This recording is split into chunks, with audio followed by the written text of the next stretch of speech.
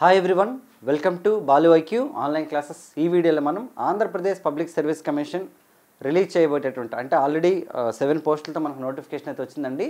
AP endowment అనేది మనకి coming డేస్లో కూడా కొత్త నోటిఫికేషన్ కూడా వచ్చే ఛాన్స్ ఉంది కాబట్టి దానికి సంబంధించినటువంటి ఇంపార్టెంట్ ఎంసీక్యూస్ని డిస్కస్ చేసుకుందామండి.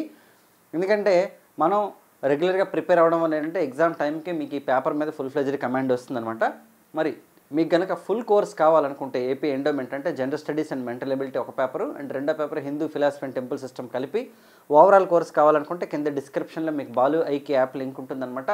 అందులో మీరు ఫుల్ కోర్స్ అయితే తీసుకోవచ్చు. లేదంటే ఓన్లీ పేపర్ మాత్రమే అంటే పేపర్ 2 మాత్రమే కావాలనుకుంటే హిందూ ఫిలాసఫీ కావాలంటే కూడా మీరు సపరేట్గా తీసుకోవచ్చు. మరి ఫస్ట్ క్వశ్చన్ చూద్దామండి. మరి చూడండి, ఇక్కడ ఫస్ట్ పాయింట్ మనకి రామో విగ్రహవాన్ ధర్మ అన్నవారు ఎవరంట? రామో విగ్రహవాన్ ధర్మ అనేది ఎవరన్నారంట మనకి? చూడండి, వాల్మీకి, మారీచుడు, విశ్వామిత్రుడు, సుబాహుడు అండి. మరి ఈ మాట అన్నది ఎవరంటే మనకి మారీచుడు అండి. సో మారీచుడు ఎవరెంతకిన్నో? మారీచుడు ఎవరంటే బంగారు లేడి రూపంలో వస్తాడు కదా. ఓకే, మనకి రావణాసురుడు పంపించినటువంటి వ్యక్తి అనమాట. ఓకే, బంగారు లేడి రూపంలో వస్తాడు. మరి అలాగే ఈ మారీచుడే ముందు చెప్తాడు అనమాట. ఏంటంటే చూడండి, ఇక్కడ సకల గుణాలు ధర్మం న్యాయం మూర్తి ఇవి పెంచితే అది అచ్చంగా రాముని రూపమే అవుతుంది అని చెప్పేసి మారీచుడు చెప్పడం జరుగుతుంది అనమాట. మారీచుడు యాక్చువల్లీ ఒక రాక్షసుడు అనమాట. మరి కొన్ని లక్షల సంవత్సరాల క్రితం ఈ భూమిపై జన్మించిన ఆనాటి ఆదర్శ ప్రభు, ఆదర్శ కుమారుడు, ఆదర్శ సోదరుడు, మరి ఈనాడే మనకి శ్రీరాముడు దేవుడు.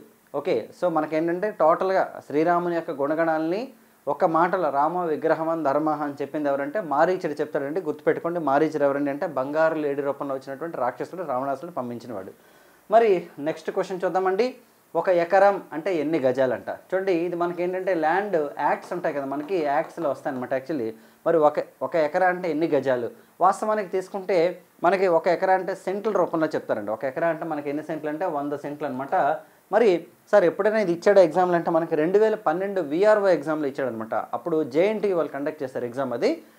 మరి అందులో తీసుకుంటే మనకి ఒక ఎకరా అంటే ఎన్ని గజాలని అడిగాడండి. చూడండి, ఇక్కడ ఒక సెంట్ లైక్ ఒక ఎకరా అంటే 100 సెంట్లు అంటారు అనమాట. ఒక సెంట్ అంటే 48 గజాలు.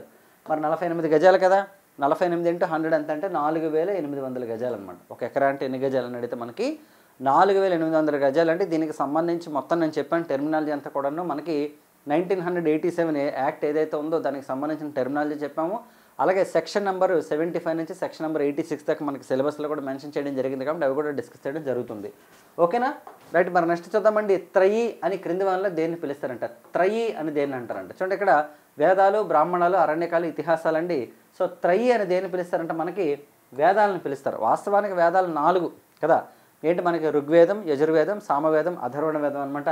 కానీ వీటిని త్రయీ అని ఎందుకంటారు చూద్దాం. చూడండి, వేదాలకు మరో పేరు త్రయీ అండి. త్రయీ అంటే 3తో కూడిందని అర్థం.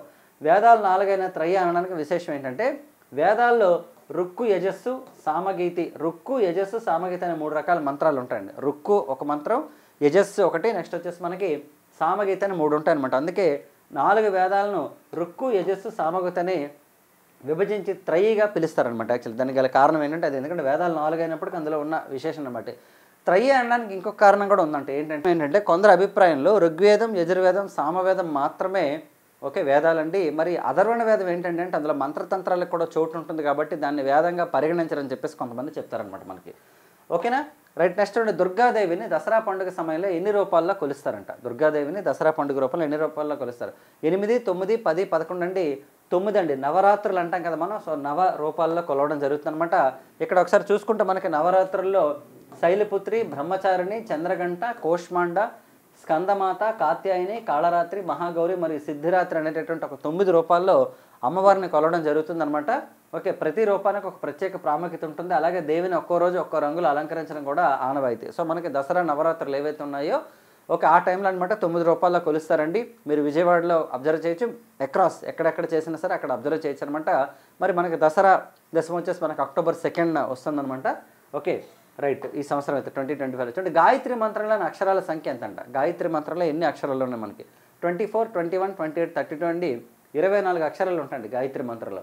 సో మనందరికీ తెలిసినండి గాయత్రి మంత్రం మనకి ఋగ్వేదంలో చెప్పడం జరిగింది.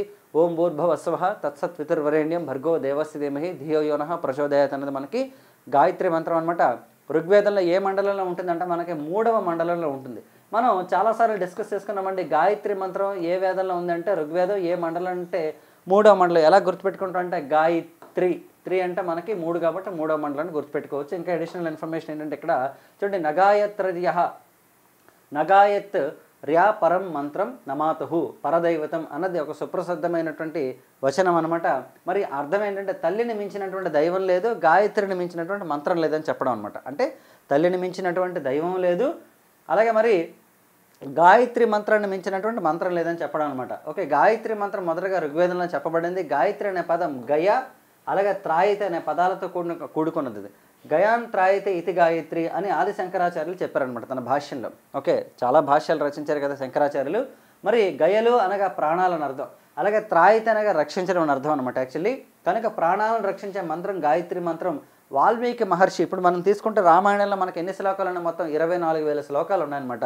మరి రామాయణంలో చూడండి, వాల్మీకి మహర్షి ప్రతి 1000 శ్లోకాలకి, అంటే ప్రతి ఒక్క 1000 శ్లోకాలకి కూడా ఓకే మొదట ఒక్కొక్క శ్లోకానికి గాయత్రి మంత్రం యొక్క అక్షరాన్ని చేర్చి, అంటే ప్రతి 1000 శ్లోకాలకి ఒక్కొక్క గాయత్రి మంత్రాలు మొత్తం 24 లెటర్స్లో ఒక్కొక్క లెటర్ని జోడించి మొత్తం 24,000 శ్లోకాలు రాశారని చెప్పేసి మనకి చెప్పడం జరుగుతుంది అనమాట. చాలా చాలా ఇంపార్టెంట్ గాయత్రి మంత్రం అనేది మనకి చాలా చాలా ఇంపార్టెంట్. మనకి ఎగ్జామ్లో డెఫినెట్గా మనకి క్వశ్చన్ వచ్చే అవకాశం ఉంటుంది గాయత్రి మంత్రం మీద.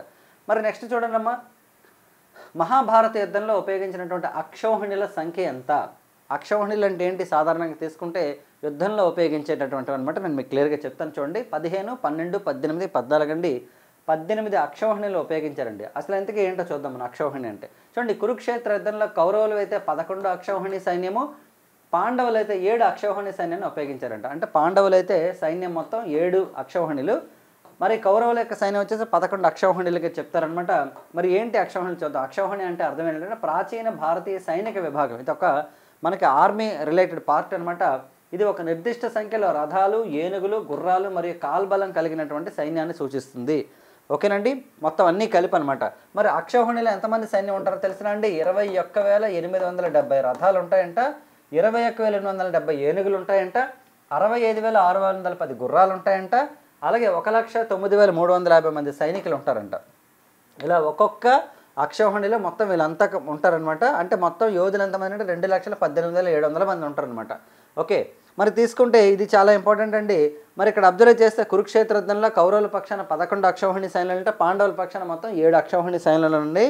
మరి మొత్తం అక్షౌహిణి సంఖ్య రెండు పక్షాల్లో తీసుకుంటే మనకి కురుక్షేత్ర యుద్ధంలో 4 లక్షలు కూడా కాదు, 4,07,61,600 మంది సైనికులు పాల్గొన్నారని తెలుస్తుంది అనమాట మొత్తం మనకి. ఓకే, మహాభారత యుద్ధంలో చాలా చాలా ఇంపార్టెంట్. కురుక్షేత్ర యుద్ధం గురించి కూడా మనం మహాభారతంలో కంప్లీట్గా నేర్చుకోవచ్చు అనమాట. ఓకేనండి, రైట్. మరి నెక్స్ట్ క్వశ్చన్ చూద్దామండి. దుష్ట చతుష్టయం అనగా ఎవరెవరంట? ఓకే, దుష్ట చతుష్టయం ఎవరంటే దుర్యోధనుడు, దుశ్శాసనుడు, శకుని, కర్ణుడు అండి. మరి ఇక్కడ ఆప్షన్ ఈ కూడా ఉంటుందన్నమాట, ఆల్ ద అబోవ్. ఓకేనండి, ఆల్ ద అబోవ్ అనమాట మహాభారతంలో వస్తుంది దుష్ట చతుష్టయం అనేది. ఇక్కడ చూడండి, దుర్యోధనుడు దుష్ట కోరికల యొక్క పెద్ద వృక్షం అంట, కర్ణుడు వచ్చేసి దాని యొక్క కాండం అంట, శకుని దాని యొక్క కొమ్మలంట, దుశ్శాసనుడు సమృద్ధిగా పువ్వులు మరియు ఫలాలను ఏర్పరుస్తారంట. మొత్తం ఈ నలుగురిని కలిపి దుష్ట చతుష్టయంగా చెప్తారండి మనకి. మరి వీళ్ళెవరు? దుశ్శాసనుడు అలాగే దుర్యోధనుడు వచ్చేసి కౌరవులకు సంబంధించిన వ్యక్తి అనమాట. ఓకే, అలాగే శకుని ఏంటంటే వీళ్ళ మావండి, కర్ణుడు వచ్చేసి ఏంటంటే దుర్యోధనుడు యొక్క స్నేహితుడు అనమాట. ఓకేనండి, చాలా చాలా ఇంపార్టెంట్ ఇవన్నీ కూడాను. మనకి ఏపీ ఎండోమెంట్ ఎగ్జామ్లో భాగంగా మనకి క్వశ్చన్స్ అడిగే అవకాశం ఉంది. మీకు ఆల్రెడీ ప్రీవియస్గా కూడా నేను కొన్ని క్వశ్చన్స్ కవర్ చేశాను యూట్యూబ్లోని. మరి యాప్లో అయితే మీకు ఫుల్ ఫ్లెడ్జ్డ్ కంటెంట్ అయితే నేను మీకు ప్రొవైడ్ చేస్తున్నానండి. మరి వీడియో నచ్చినట్లయితే లైక్ చేయండి. ఎవరైతే ఎండోమెంట్ ఎగ్జామ్స్కి ప్రిపేర్ అవుతున్నారో వాళ్ళకి వీడియోని షేర్ చేయండి. కింద డిస్క్రిప్షన్లో ఉన్నటువంటి బాలు ఐకి యాప్ లింక్ ద్వారా మీరు డౌన్లోడ్ చేసుకోవచ్చు. అలాగే ఏపీపీఎస్సీ గ్రూప్ 2కి ఎవరైతే ప్రిపేర్ అవుతారో వాళ్ళకి లాంగ్ టర్మ్ కోర్స్ కూడా అందుబాటులో ఉంది. అలాగే ఇంకా కొత్త కోర్సెస్ అయితే మీకు త్వరలో లాంచ్ చేయబడతాయి. నెక్స్ట్ వీడియోలో మళ్ళీ కలుద్దాం. Thank you so much and wish you all the best.